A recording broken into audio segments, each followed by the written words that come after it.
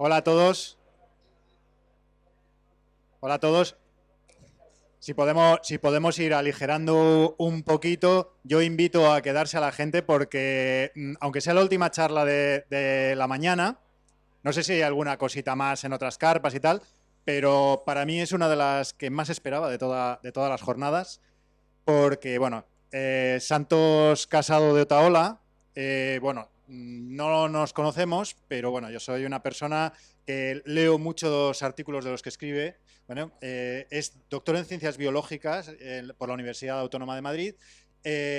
Trabaja para la Fundación Fernando González Bernaldez y es profesor asociado en la misma Universidad Autónoma, pero ha publicado un montón de libros relativos a la ecología y el medio ambiente, pero relacionados más con las personas, a los movimientos ambientales, ¿no? Sobre todo en España. Y bueno, yo sé que Santos Casado de Toda puede aportarnos cosas muy interesantes con la charla que nos va a dar, porque he leído muchos de los artículos que publica en la revista Kerkus, soy fan, absolutamente, y bueno, os dejo con él, con la charla que se titula Naturaleza para todos, viejos y nuevos beneficios de la naturaleza para la gente. Espero que nos guste.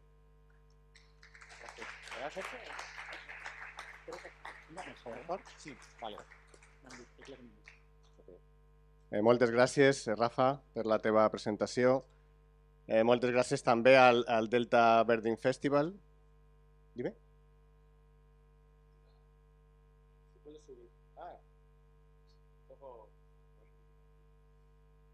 Pujo. Moltes gràcies al Delta Birding Festival per la invitació a participar avui. I bé, dit això, tornaré al castellà, voy a hablar en castellano. Soy de Madrid, ¿qué le vamos a hacer? Nadie es perfecto. Y usaré el castellano para esta charla, que será breve porque creo que vamos fuera de tiempo y yo tengo tendencia a enrollarme más de la cuenta, así que me voy a poner el reloj aquí para ir rápidos, pero va a ser fácil ir rápido porque realmente en esta charla solo quiero contaros cosas que ya sabéis, con lo cual pues podemos asumir que es un poco decirlo en voz alta, corroborar que estamos en la misma onda y celebrar pues que no solo que nos gusta la naturaleza, que doy por hecho que si estáis aquí es que así es, sino que además somos muy conscientes de todo lo que la naturaleza nos aporta, ¿no? Estos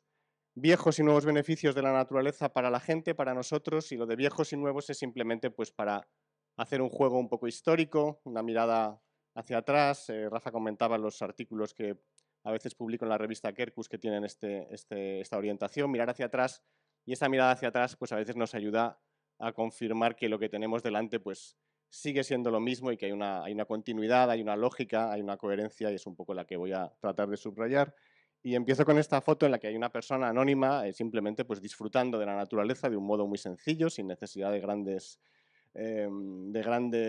cosas, y en un paisaje que podríamos considerar vulgar o normal, por lo menos. No es un gran parque nacional de gigantescas montañas, no es un cañón de precipicios abismales, es un paisaje fluvial, quizá del Taiko, no sé. Aquí ya sé que decir que este tipo de paisaje puede ser vulgar, decirlo aquí está muy mal dicho, pero bueno, me seguís un poco la argumentación. Concretamente es una imagen de los años 40 en Florida, una persona que simplemente está en la naturaleza y contemplando la naturaleza, y a todos nos resulta instintivamente obvio que está disfrutando, que está teniendo un momento de paz, de serenidad, de tranquilidad, quien quiera que sea y la razón que sea por la que esa mujer está allí. Esta charla, por tanto, va a hablar de esos beneficios de la naturaleza y va a tener continuidad, va a seguir el hilo de la misma charla que hace un año, hoy por estas fechas, cerrando las jornadas del Delta Birding Festival, dio otra mujer en la naturaleza, en un paisaje del Taiko, en este caso exactamente en el Delta del Ebro, que es María Muñoz. María Muñoz hace un año estaba aquí, subida a este estrado con este micrófono, hablando de naturaleza y salud o algo por el estilo. No, yo no estaba, Xavi Abril sí que fue un poco el culpable, sí que estaba. Voy a seguir un poco el hilo donde ella lo dejó, más o menos, y voy a insistir en este tipo de ideas sobre los beneficios que la naturaleza nos aporta en esta línea de la salud, de la tranquilidad, del bienestar, aunque suene un poco cursi, de la felicidad. Y me sirvo de esta fotografía que fue divulgada por el gabinete de prensa o quien sea. O sea, es la foto oficial que fue difundida a todos los medios hace unos meses, en marzo creo que fue, cuando Kate Middleton anunció pues, que afrontaba este proceso que todos conocemos porque es muy mediático de recuperación de su enfermedad y publicaron esta foto. Hace poco creo que han dicho que ha terminado el tratamiento y que va todo bien y han publicado un vídeo que también sale con sus hijos en el bosque y cosas por el estilo. Quiero decir, el hecho de que elijan esta foto rodeada de naturaleza significa que de alguna manera todos entendemos este mensaje sin necesidad de explicaciones. Se está tratando de proyectar una imagen de optimismo, está tratando de proyectar una imagen de tranquilidad hacia esa recuperación esperada, hacia esa terapia, hacia esa curación, y el modo de, desde un punto de vista visual, expresar todo eso es muy intuitivo, todos lo entendemos, que lo haga rodeándose de naturaleza y transmitiendo esa idea de la naturaleza protectora, terapéutica, curativa para todos nuestros males, los de tipo físico y los de tipo intelectual. Y es algo que hemos descubierto desde hace mucho tiempo. Estas mujeres que van a la naturaleza porque les da la gana, porque sí, a disfrutar, a pasarlo bien, a sentir ese contacto, a vivir esa experiencia, pues son representantes de un movimiento que se inició pues, hace un siglo y medio, más o menos, en el siglo final, mediados, finales del XIX, podemos encontrar muy clara esta idea, que es una idea hasta cierto punto nueva, una idea hasta cierto punto moderna, que tiene que ver con el alejamiento que al que nos hemos sometido desde la naturaleza hacia las urbes, donde la mayoría de nosotros vivimos, grandes zonas urbanas, industriales, por lo menos en el mundo occidental, y el retorno en busca de un disfrute que habíamos perdido, un retorno que a veces tiene pues, algo de lúdico, de juguetón, de querer, un poco como niños, pues volver a descalzarnos, a correr, a saltar y a rebozarnos entre piedras y plantas y rocas y demás, ¿no? Es un movimiento de retorno que de hecho empieza a adquirir muy tempranamente tintes organizados, institucionales. Se organizan asociaciones, clubes, instituciones, se fomenta, se predica, ¿no? Estos son unas señoras de Estados Unidos, podéis ver por la moda que es principios del siglo XX, no recuerdo la fecha, pero poner 1900 aproximadamente. Se ve que entonces no había Decathlon para ir a comprar la ropa para salir al campo y habían montado pues, un club de excursionistas y se juntaban los domingos pues, para, en vez de tomar el té, pues para salir al campo a pasear, ¿no? Hay una deliberación, hay una intención ya organizada en esta búsqueda de la naturaleza como entorno beneficioso para todos y cada uno de nosotros. Perdón, es que me han insistido que es la flecha de abajo. Y no hace falta que lo supongamos, no hace falta que lo interpretemos, no hace falta que yo me lo imagine con una foto, sino que tenemos muchos mensajes directos, explícitos, desde este periodo, desde finales del XIX, en este sentido. Este, por ejemplo, es un naturalista catalán, Miquel Cuní, que salía al campo pues, a buscar sus mariposas y sus escarabajos y sus saltamontes, pero él es consciente de que en esa afición que él tiene, que le lleva a salir de la ciudad y frecuentar el campo, está obteniendo otro tipo de beneficios, aparte de cultivar sus inquietudes naturalistas, ¿no? Y tiene esta cita del año 1886, l'estiu convida a l'home d'estudi de buffer a suspendre son treball i a buscar en la naturalesa, en la vida del camp, elements vivificants amb els quals regenerar i robustir sa salut per adquirir noves forces, a fi de poder emprendre després amb més brios sa interrompuda tarea.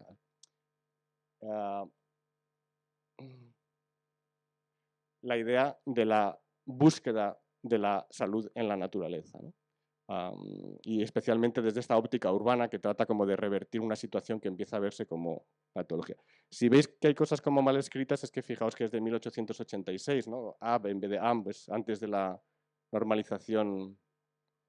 ortográfica y gramatical de Pompeu Fabra, que vosotros conocéis, o sea que por eso, no es que esté mal escrito, es que es una cita de cuando el catalán se escribía de esta manera.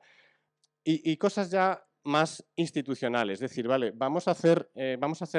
parques nacionales o parques naturales, ¿no? Y la primera propuesta que yo conozco de un espacio natural, digamos, formal en España se formuló en el año 1902 en Cataluña por un ingeniero de montes, Puig i Valls, que pensó que la montaña de Montserrat era el sitio perfecto para un parque nacional. Propuesta que luego no se llevó a cabo en ese momento, muchos años después sí sería Parque Montserrat, pero en ese momento lo que me interesa es más el mensaje de por qué este lugar merece ser declarado Parque Nacional, qué es lo que nos aporta, qué es lo que nos supone. Y supone ese lugar donde la gente puede, como decíamos, recuperar su salud física y su salud mental, incluso su salud espiritual. Y evidentemente Montserrat es un gran centro de espiritualidad, pero digamos revisitado, reimaginado, reconceptualizado bajo este planteamiento que busca en la naturaleza el complemento, la terapia, la cura, la compensación a modos de vida que percibimos crecientemente como problemáticos o negativos, incluso patológicos. Típicamente son las montañas las que primero suscitan este tipo de planteamientos. En Cataluña, pues Montserrat o el Montseny o el Pirineo, y en la zona central, en Madrid, pues la Sierra de Guadarrama o la Sierra de Gredos. Y a mí me llama la atención de esta cita que se refiere a la Sierra de Gredos, el lenguaje que ya es un lenguaje casi médico, ya es un lenguaje casi de salud pública, ¿no? Dice, la higiene actual, la higiene en esa época se refiere a la salud pública, es el higienismo, sabéis, de principios de siglo, etcétera. La higiene actual exige, es además como urgente, ¿no?, una inmediata derivación de los ciudadanos hacia el campo, y causa asombro pensar que hasta ahora haya sido desaprovechado el tesoro que para la salud pública y para la higiene ciudadana representa, en este caso, la Sierra de Gredos, y este tesoro para la salud lo encuentra, lo percibe un médico, es decir, que es un lenguaje que ya es prácticamente de médicos, de responsable de salud pública. Necesitamos reservas de la naturaleza para que la gente pueda recuperar esa salud perdida, salud en el sentido más amplio, bienestar, si queréis, ¿no? Gregorio Marañón en el año 19 exaltando, ¿no?, las virtudes de Gredos. Y hay incluso, y a mí cada vez que veo este mapa, que es el mapa del Regional Planning del año 32, que hizo Rubió y Tudurí para el gobierno de Cataluña, ¿no?, cuando se recupera el autogobierno durante la República, pues se plantea una gran ordenación del territorio de toda Cataluña. En aquella época todavía esto es muy nuevo, entonces le llaman Regional Planning en inglés. Y esta es la síntesis, ¿no?, del Regional Planning del 32, y a mí me parece bastante espectacular comprobar cómo, junto a las infraestructuras y los territorios reservados para distintas funciones de la sociedad y la economía, veis la red de transportes, las zonas urbanas, las zonas agrícolas, las zonas industriales, y hay una red de puntos verdes que son realmente las reservas, si queréis, de salud, ¿no? Se llama zona de parcs y boscos reservats, y veis que coincide bastante con lo que luego ha sido la red de parques y de espacios protegidos de Cataluña. Esto obviamente no llegó a hacerse, pero me asombra, ¿no?, que hay un adelanto casi de medio siglo en la visión, y realmente veis cómo Barcelona está rodeada de este anillo, ¿no?, de zonas verdes disponibles para las masas urbanas de la zona metropolitana, y realmente es una visión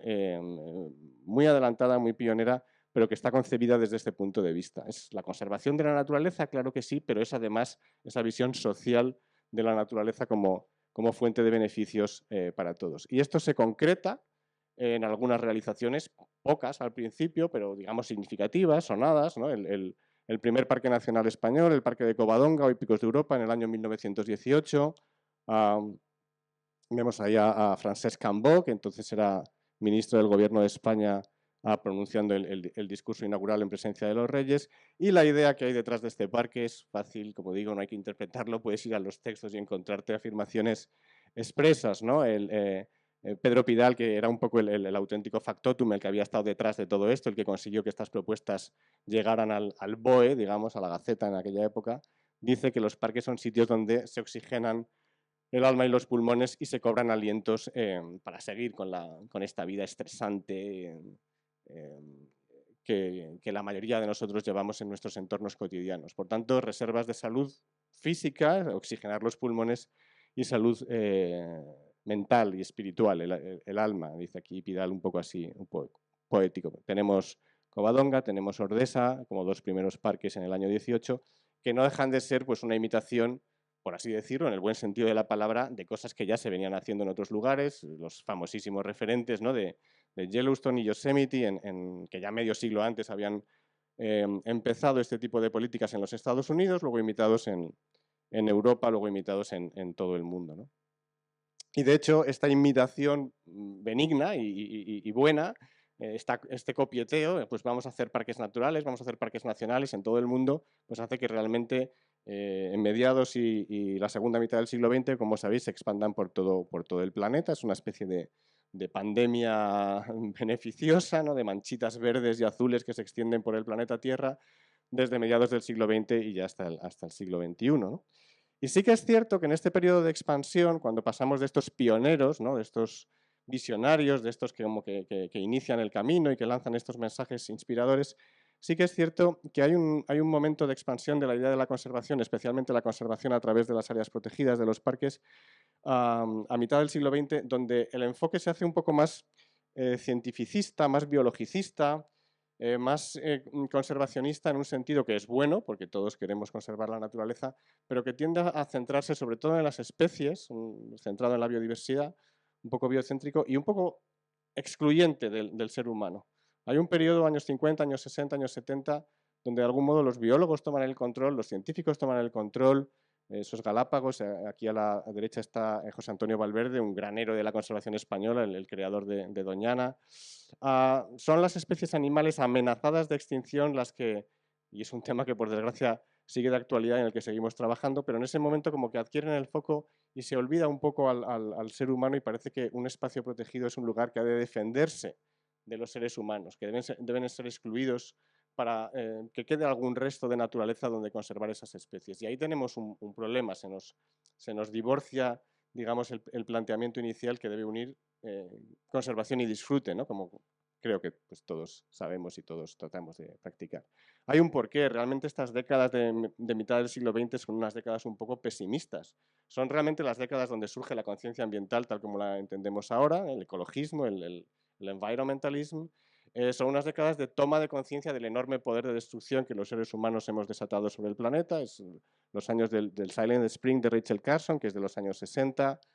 los límites al crecimiento, el famoso informe del Club de Roma, ¿no? de los Meadows, que es un aldabonazo como decir, no, es que este modelo es insostenible. Llevamos medio siglo insistiendo en la idea, pero este es el momento donde se plantea con toda su crudeza. El modelo de crecimiento indefinido no es viable, estamos a principios de los años 70, o la alarma ante esa especie de bomba de relojería, que es la propia expansión de la especie humana sobre el planeta, esta del population bomb, el célebre ensayo de Ehrlich del año 68. Por tanto, es un momento donde realmente los humanos nos autopercibimos como una especie de plaga a la que hay que poner algún tipo de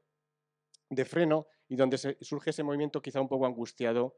de conservación de la naturaleza como pequeños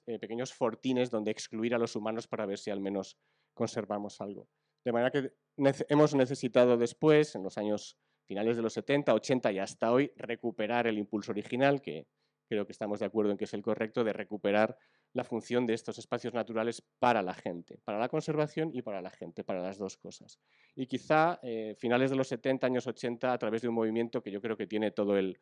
sentido, se ha mencionado en el documental sobre la arpella cendrosa que hemos visto hace un momento, a través de la educación ambiental, que es una idea que coge todo su potencial a partir de este momento histórico y que, digamos, eleva ese disfrute un poco romántico, un poco lúdico del que hemos hablado, que está muy bien, lo eleva a una categoría un poco más organizada, un poco más formalizada de proyectos, de programas, de actividades en los que llevamos a la gente a la naturaleza, y lo que queremos es que esa experiencia sea una experiencia educativa en el mejor sentido de la palabra. Entre otras cosas, para que esa experiencia se disfrute en la naturaleza, nos ayude a tomar conciencia a todos de esa necesidad de conservarla, ¿no? Con lo cual generamos un círculo virtuoso. Y si os fijáis, los eslóganes, los lemas de los congresos mundiales de parques, que son estos grandes congresos que se celebran una vez a la década, pues desde esta época, desde principios de los 80, empiezan a girar, empiezan a bascular y empiezan a volver a la idea original de parques para la gente, o parques con la gente y para la gente. En el del 82 en Bali, pues National Parks and Protected Areas in Support of Social and Economic Development, Parks for Life, Benefits Beyond Boundaries, y el último gran congreso, el que hubo en Sydney el año 14, más claro agua, ¿no? Parques, gente, planeta, ¿no? O sea, es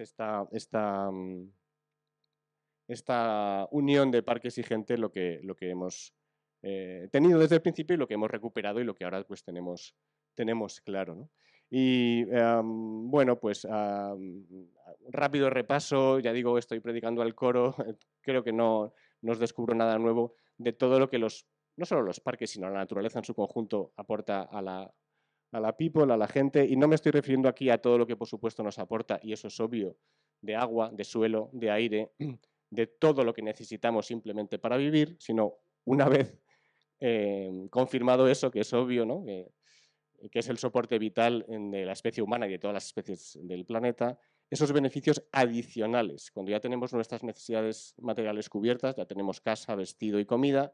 realmente necesitamos algo más, ¿no? Necesitamos esa salud, ese bienestar, esa recuperación del equilibrio que a menudo buscamos en la naturaleza, y de ese tipo de cosas es de las que yo hoy quería hablar, y hacemos un rápido repaso muy elemental y, ya digo, quizá trivial, quizá obvio, de cómo lo hacemos. Y el primer movimiento que hemos tenido muchos, desde el 19, es salir a caminar, salir a dar un paseo, salir a dar una vuelta, salir a recorrer un bosque, un campo, una ribera, ¿no? Y eso lo seguimos haciendo hasta hoy. Perdón que se me ha olvidado pixelar a los niños. Ahí. No me gusta lo de pixelar a los niños, me parece una atrocidad. Es una pequeña broma que he introducido con una campaña que tengo yo, que me parece una atrocidad esto de que hay que pixelar a los niños, no entiendo por qué, en sitios públicos, en fotos anónimas.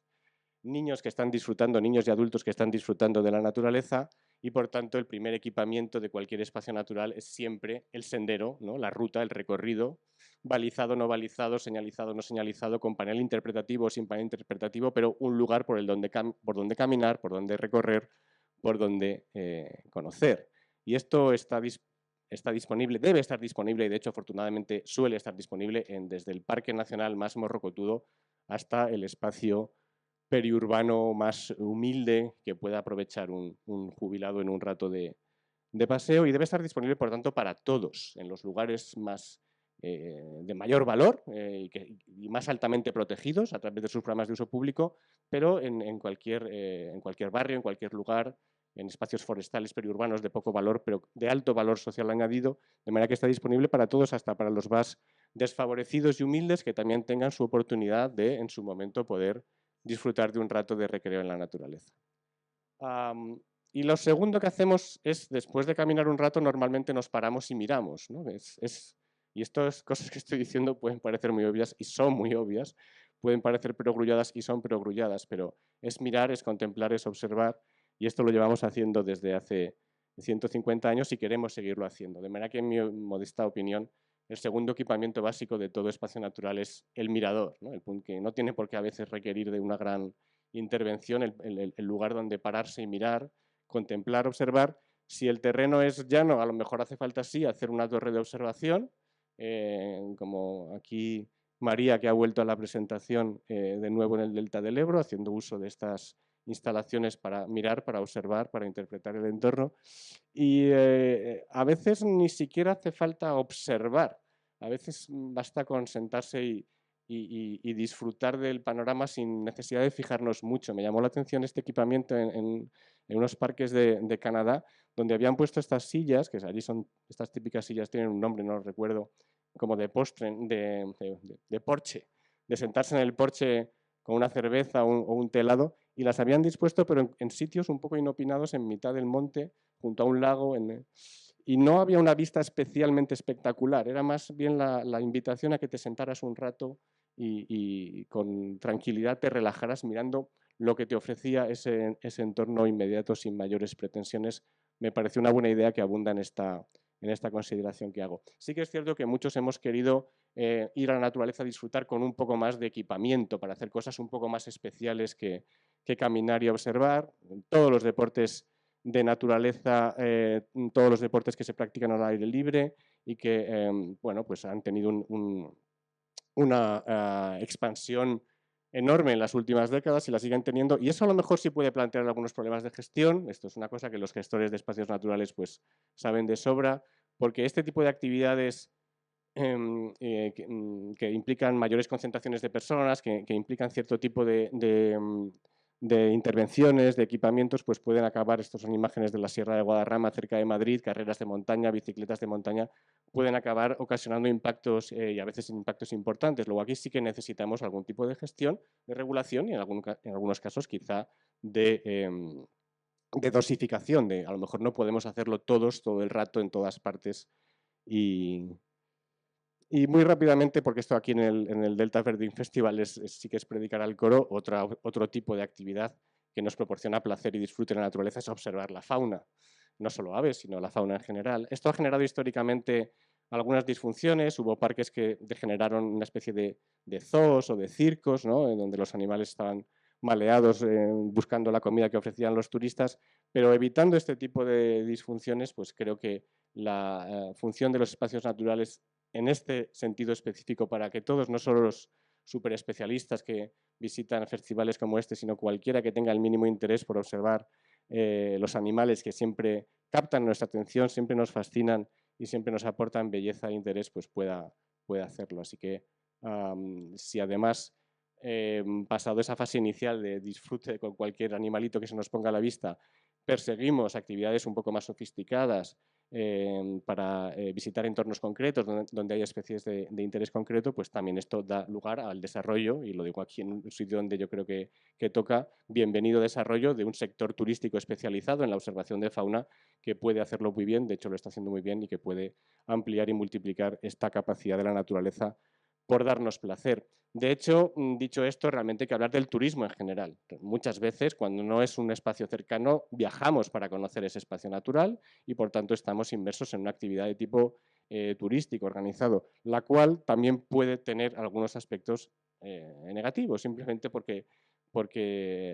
nos gusta mucho, tiene éxito y hay un punto en que se alcanzan umbrales de saturación y umbrales de degradación, tanto para el propio entorno natural, que se ve sometido a impactos por el exceso de frecuentación turística, como para la propia experiencia turística, que ya deja de ser agradable y apetecible. Así que simplemente una voz de alarma en este sentido y digamos, animar a que podamos encontrar las herramientas de las que de hecho disponemos para encauzar el turismo en rutas de sostenibilidad, como por ejemplo en el caso europeo, pues tenemos la Carta Europea de Turismo Sostenible. Esto es un punto de información de Sierra Nevada, donde nos indican que ellos están adheridos a esta iniciativa europea, la Carta Europea de Turismo Sostenible, que los que tengáis interés pues puede ser una buena vía para encauzar el turismo en vuestros espacios en esa buena dirección. Y ya acabando, pues el tipo de actividad que a mí me parece más definitiva, más integradora, lo he dicho hace un momento, con mayor potencial y mayor beneficio, que es un beneficio de ida y vuelta, es un beneficio para los que la disfrutan y para el cambio de actitud que esas personas van a tener luego en su comportamiento social, que es la educación, ¿no? La educación en la naturaleza, la educación ambiental, la educación en todos los niveles. Puede ser yo por mi trabajo pues a veces salgo con estudiantes universitarios al campo, pero desde luego esto puede y debe empezar, quizás más importante todavía, con los chavales cuanto más pequeñitos sean, y a veces puede hacerse pues eso en el parque que hay al lado de su colegio. Esa preocupación por la educación originalmente estuvo muy vinculada a la idea central que puse al principio, que es la idea de salud en el sentido más amplio del término. La idea de sacar a los chavales a la naturaleza a finales del 19 tenía que ver con esa preocupación por el deterioro de la salud física y mental de las poblaciones urbanas, y los niños obviamente eran los que más preocupaban, problemas incluso de desnutrición, de raquitismo, falta de ejercicio, ambientes contaminados. Se desarrolló en formas específicas de terapias en la naturaleza, como pudieron ser los hospitales antituberculosos que se levantaron en zonas de bosque y en zonas de montaña. Algunos de ellos siguen existiendo, ya no hay tuberculosis, pero, por ejemplo, los médicos que llevan este hospital, que está en la Sierra de Guadarrama, en Madrid, que sigue funcionando, siguen creyendo en las virtudes terapéuticas de la naturaleza. No es un mero contenedor donde hay enfermos en habitaciones, sino que el entorno natural, empezando por los jardines, pero que luego se continuará en el bosque, esos médicos consideran que es un entorno curativo. Y creo que hoy está de moda, y a veces decir que algo está de moda es como peyorativo, pero yo creo que está felizmente de moda esta preocupación y este interés por cultivar la salud en la naturaleza, por hacer que la naturaleza sea nuestra aliada en la búsqueda de la salud, que yo creo que el mejor modo de conseguirlo es simplemente conseguir que la gente, que puedes hacer tai chi, todo eso que está muy bien, pero que la gente disfrute, que la gente se lo pase bien, ¿no? Esta señora que está aquí en plan gamberro haciendo como que se tira al precipicio, o dándose un paseo en bicicleta por el delta y simplemente sintiendo que te lo estás pasando bien, que estás disfrutando y que ese contacto con la naturaleza pues te está haciendo, en definitiva, más feliz. Y ese es un poco el mensaje. Hay ahora, para quien esto os interese, muchos recursos, muchas propuestas, muchas metodologías, muchas iniciativas. Aquí tenéis una publicación de Europark España que recoge algunas de ellas, en las cuales, esto es de Gran Bretaña, los mismos recursos de los que hemos hablado, caminar, observar, entrar en contacto con la fauna, etcétera, los podemos plantear como explícitamente como una fuente de salud, tal como habían hecho los pioneros que empezaron a escribir de estas cosas hace un siglo y medio, ¿no? De manera que de repente este sendero pasa a ser un sendero de bienestar, y